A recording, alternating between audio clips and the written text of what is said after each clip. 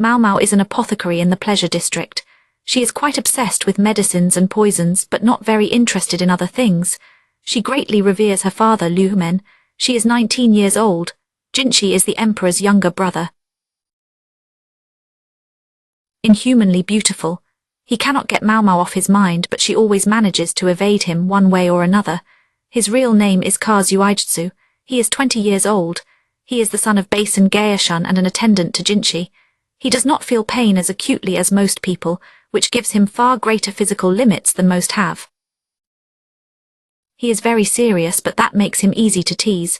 He is in love with consort Lishu. He is Gaeshun Basen's father. This well-built soldier was formerly Jinchi's attendant. Now he serves the emperor personally. He is Lakan Maomao's father and Liumen's nephew.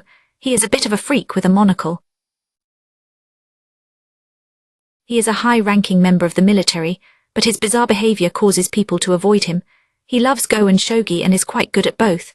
He is Lahan Lakan's nephew and adopted son. This small man with round glasses has a soft spot for beautiful women and will try to chat them up anytime he sees one. He runs side hustles to try to pay off his adoptive father's debts. Liumen Maomao is his adoptive father and Lakan's uncle. He was once a eunuch in the rear palace, but now he serves as a court physician. He is missing one kneecap, a punishment he received many years ago. Empress Jayukayu is the emperor's legal wife.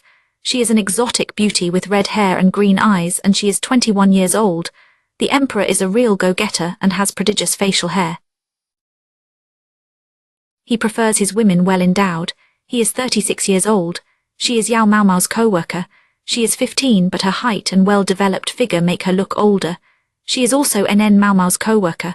As Yao's serving woman, she helps in the medical office along with her mistress. She is devoted to her mistress with a love that borders on the twisted. 19 years old. Hongyang is the chief lady-in-waiting to Empress Jayukayu. She works hard and sometimes that leaves her at the mercy of her playful empress. Yinghua, Gyuan and Ailan are Empress Jayukayu's longest-serving ladies-in-waiting.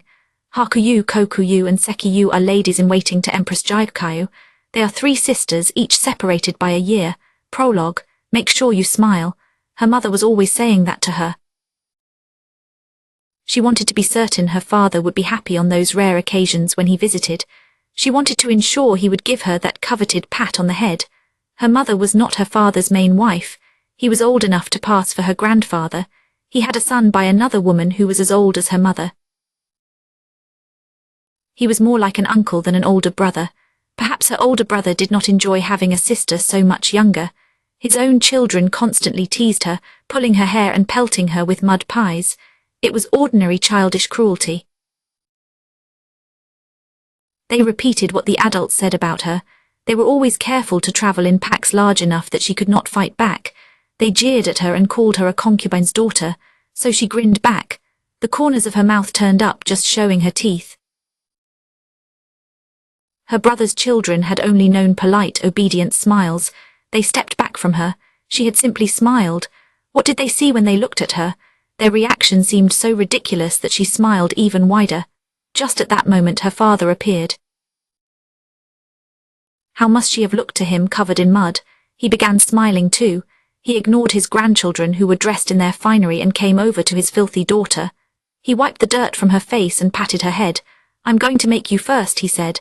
She asked him what he was going to make her first in the whole nation. "I know you have what it takes." The other children did not have it. Only she did. Learning that she was special like this made her heart pound. Do not let the sparkle fade from your eyes. The one thing you must never do is lose hope. Smile and never let it slip. She could smile. As long as there was something even a little amusing, it was easy. She didn't need her father to tell her that. She spent all her time seeking out fun and pleasant things. Even after he sent her away to that den of iniquity full of women. Chapter 1, The Go Book. The wind was getting colder every day. Maomao began to sleep under an extra blanket. She wasn't sleeping at that moment, though. She was staring open-mouthed at a veritable mountain of books piled in the entryway of the dormitory. They were marked to Maomao. "What are those?" "I mean, they are books, obviously," Yao said as she emerged from her room. She had managed to recover from her episode of poisoning, thankfully. It took a while for her to get back into action, but she would be starting work again in a couple of days. She came and stood beside Maomao. Her lovely face was now marked with jaundice. The poison had badly compromised her liver and kidneys. She would have to avoid alcohol and salt, likely for the rest of her life. They would also have to find food that was good for her skin. NN observed, they are all the same book. She was naturally found whenever Yao appeared. She held a bag of ingredients for their dinner. She had been furiously gathering medicines and foods that would alleviate Yao's jaundice. This saved Maomao some trouble. It looks like it is about Go. It says it is by Can Lakan. This was the doing of the freak strategist. Maomao knew associating with troublesome people would only bring trouble. However, knowing this and staying out of trouble were different things. The middle-aged woman who ran the dormitory said, "I told him we didn't want these sitting around here, but he wouldn't take no for an answer. He gave me a letter for you too." She then gave Maomao the letter. The note contained many flattering and roundabout phrases. All of them were written in a beautiful script, but when translated into simple language it said, "I made several copies of this book about Go. You are welcome to have some."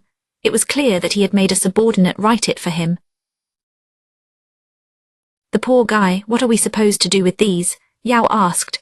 The stack of books was tall enough for her to lean against. Books were valuable objects, just one could cost enough to pay for a month of meals. Yet here was a whole stack of them. They were printed books, so somewhat cheaper than hand-copied manuscripts, but producing so many of them was still no mean feat. Maomao could picture the strategist's adopted son Lahan hyperventilating over the amount of money involved. "Oh well, not her problem. We burn them," Maomao said flatly. But then she changed her mind. No, that wouldn't be nice. It wasn't the book's fault that they had been written by this particular author. She flipped through one of the books and found that it was surprisingly well done. It contained game records and diagrams of games of Go. These were accompanied by explanations of the important features of the board situation. It would probably be difficult for beginners to understand, but it seemed like something experienced players might enjoy. There was even an illustration of calico cats playing Go together, but Maomao chose to ignore it.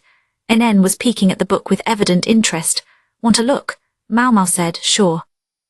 Maomao passed her a copy, and she started flipping through it, her eyes sparkling. Who knew she had interests besides Yao? Maomao thought who did pick unusual things to be impressed by. "Does it look interesting?" she asked. "Yes, it does. You can tell this is the work of our honored strategist. It is very well done. The first half consists mainly of games that rely on a lot of joski, while the second half shows off less conventional play." Maomao's older sisters had taught her the basics of Go and shogi, but she still did not quite follow what NN was saying. Instead she asked, "Want one? If you are offering, then sure. If you are trying to sell it to me, I would be willing to pay up to 1 silver piece. Not only is the material excellent, but the paper and print quality are both beautiful." 1 silver piece. Maomao looked at the mountain of books. She had no idea they were that valuable. "Just one. Do you think she should let them go that cheap?" Yao said, looking over the construction of the books. She came from a rich background, so her sense of what was cheap was a bit different than most people's. 1 silver piece could easily pay for 2 weeks of meals. "I grant she could probably get more," NN replied. "I was hoping for a friendly discount. Not a collegial discount, a friendly one. So are we friends now?" If NN considered Maomao a friend, then it would be rude not to treat her as a friend in return. NN was a friend. Maomao felt she could trust NN's valuation of the book, if not the somewhat financially unmoored Yao. If NN said the books were worth 1 silver, they probably were. It looked likely they were going to go into mass production, however, so maybe she should price them a little lower than that. "You and Maomao are friends, NN." Yao stared at them fixedly. "What does that make me then? You are my precious and irreplaceable young mistress," NN said, thumping her chest and smiling broadly. Maomao thought that wasn't what she wanted to hear.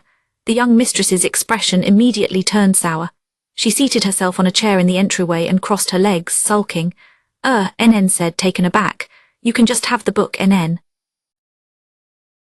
But if you know anyone who might like Go, would you spread the word? You're looking for Go players?" "Yes, I know a few. The physicians like to spend their days off playing Go." Ah, now that was useful information. Maomao felt a smile creep over her face as she regarded the books.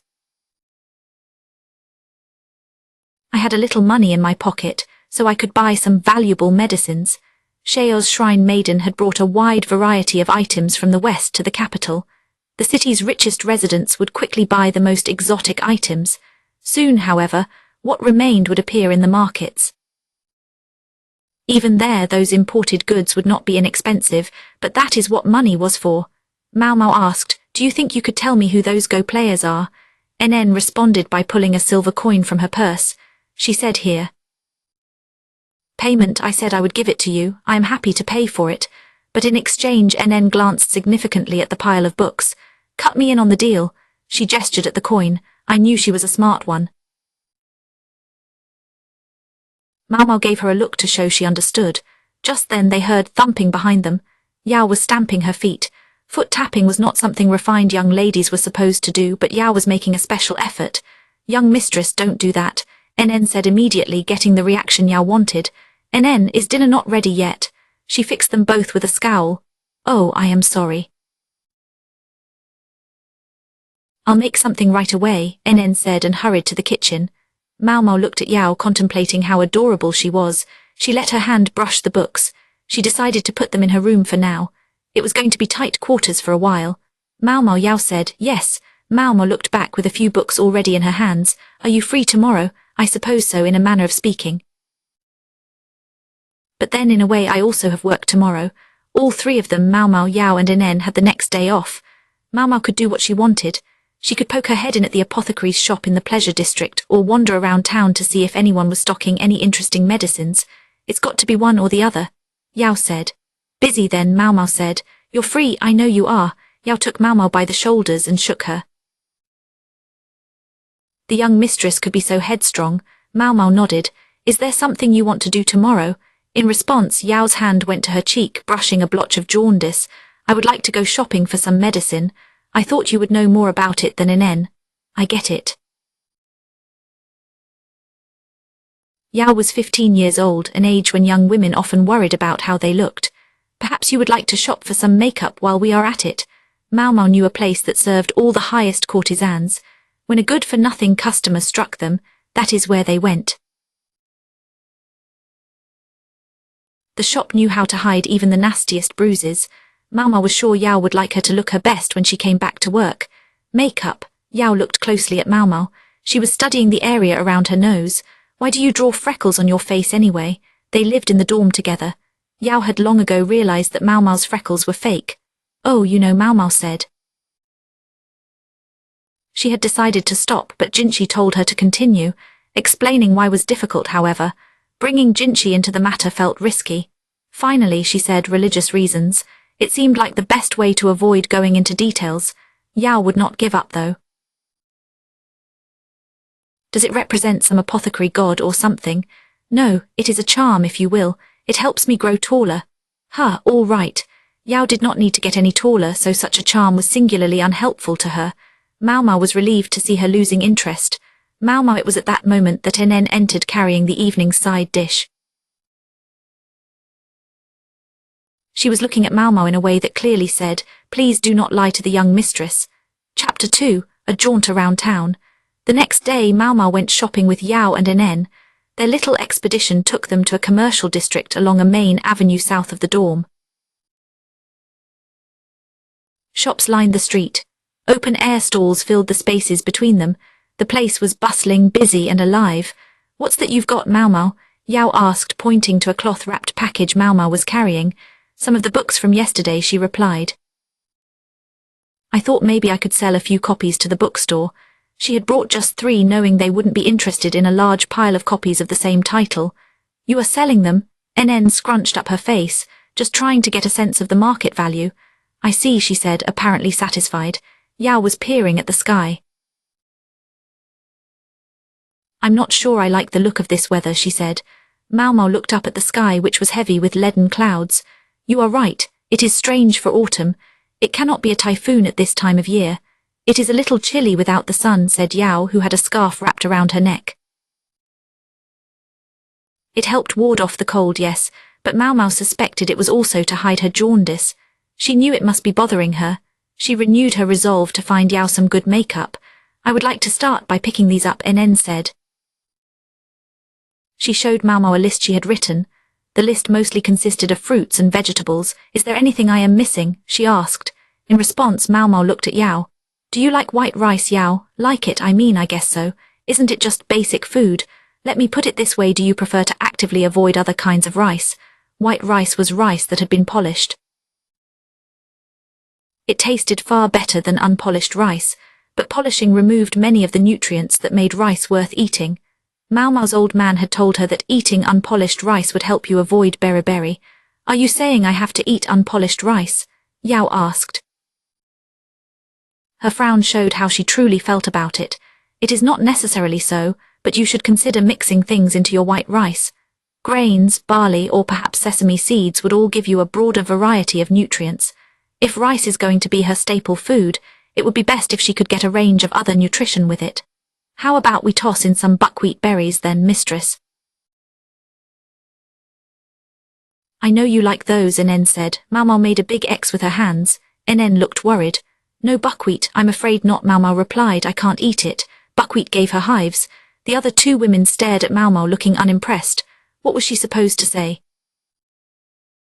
NN's meals are delicious. She had frequently made enough for 3 recently. Perhaps I might suggest seaweed, Maomao said. Seaweed, NN repeated. She did not seem very enthusiastic. Certainly. Meat can be replaced with beans or fish. Not all of it, of course, just some. Fatty foods were supposed to be bad for you. Yao was looking more and more despondent. People her age enjoyed eating a lot. She was naturally disappointed to hear she shouldn't have too much meat. She would also have to limit how much salt and alcohol she consumed. NN also looked concerned. Maomao thought, the saying goes that you are what you eat. Food is closely related to medicine, but it still had to taste good. I think I know what to do. Maomao had a favorite place for moments like this. Come this way, she said. Why, what is over there? Yao asked. Maomao led them off the main road, farther and farther down the back alleys. She glanced back occasionally to make sure they were still following her. Soon there were as many houses as there were shops, and eventually they arrived at a restaurant with a soot-stained sign. The restaurant did not exactly look like it specialized in fine dining. There were 2 tables crammed inside with another one positioned outside. Instead of chairs, the tables were lined with upside-down barrels. Are you both feeling hungry? Maomao asked. It is a little early for lunch, Yao said, but she looked intrigued. She noticed the restaurant seemed deserted. It is best to come a little early. It gets crowded at lunchtime, Maomao said. She looked into the shop and warm steam drifted out. Auntie, are you open? A voice came from within, sure enough. A woman who was likely over 40 years old shuffled forward. She said, Ho, the apothecary girl, I do not usually see you at this hour. Maomao replied, we hoped to eat a meal before the crowds arrived. The woman was one of Maomao's customers. She travelled all the way to the pleasure district to buy medicine. She had been a regular customer ever since Maomao's father cured her of an illness she had suffered for many years. 3 portions, please, whatever you have on hand. Ideally something that is not fried, coming right up. We don't usually see you without your father either. She looked at Yao and NN and grinned. Less talk, more food. Please, Maomao seated herself on one of the barrels. Maomao, why did you suddenly decide to take us out to eat? NN asked. She and Yao both looked mystified. Trust me. Sit down, she urged them. They sat.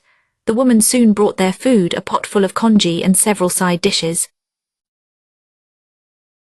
Maomao divided the side dishes among the 3 of them. She passed a bowl to Yao and another to NN.